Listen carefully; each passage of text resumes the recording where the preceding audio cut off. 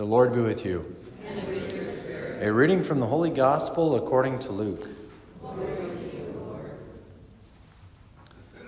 One day as Jesus was teaching, Pharisees and teachers of the law, who had come from every village of Galilee and Judea and Jerusalem, were sitting there, and the power of the Lord was with him for healing. And some men brought on a stretcher a man who was paralyzed. They were trying to bring him in and set him in his presence.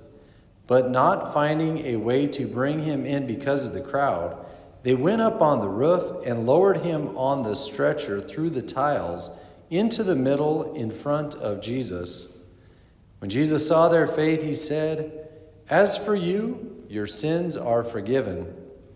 Then the scribes and Pharisees began to ask themselves, "Who is this who speaks blasphemies?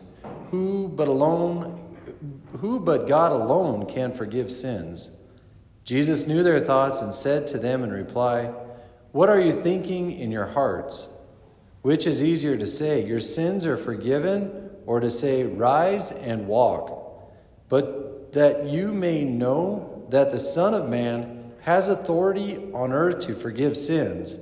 He said to the one who was paralyzed, "I say to you, rise, pick up your stretcher, and go home." He stood up immediately before them, picked up what he had been lying on, and went home, glorifying God. Then astonishment seized them all, and they glorified God. And struck with awe, they said, "We have seen incredible things today." The Gospel of the Lord. Praise to you, Lord Jesus Christ.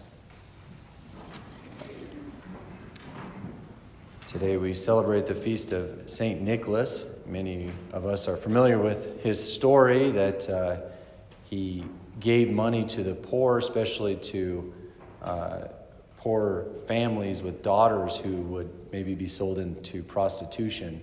And so he would give them money to keep them from going down that road. But he's also known as the Hammer of Heretics. Not sure if many of us know that title about him. So he was a bishop in about the 4th century. And during the 4th century, there was a council called the Council of Nicaea. And he was present, and so was Arius. Arius was, he was claiming that Jesus was a good guy, but he wasn't God. Okay, he was just really a superhuman or something. And so they had to call a council. Let's get to the bottom of this. And so as they're getting to the bottom of this, as this story goes, evidently Arius wouldn't shut his mouth, and so Bishop Nicholas shut it for him. He is said to have punched Arius. Okay, that's how the story goes. That's why he's called the Hammer of Heretics. But since that council, we now have the Niacian Creed, which declares that Jesus is both true God and true man. From that comes the hypostatic union. Fully God, fully man. That's Jesus. So it's interesting today because in our gospel, like the Pharisees are, I think they're probably, willing to give Jesus like the good guy title, but not God. Like who, after Jesus says, "Your sins are forgiven," and they said to themselves, "Who but God alone can forgive sins?" Right? So they're disgruntled, they're ticked, I guess, and so Jesus, to prove that he is God, says, "Rise up, take up your mat, and go home." He heals the guy, But the deeper healing is the forgiveness of sins. But what this testifies is that Jesus is God. He's fully God. So, okay, what's that have to do with us? We might take that for granted, but do we believe that Jesus is fully God? If he's fully God, he requires our everything. Right? The first commandment, even in the Old Testament, is like, "Hear, O Israel, the Lord is your God, the Lord alone.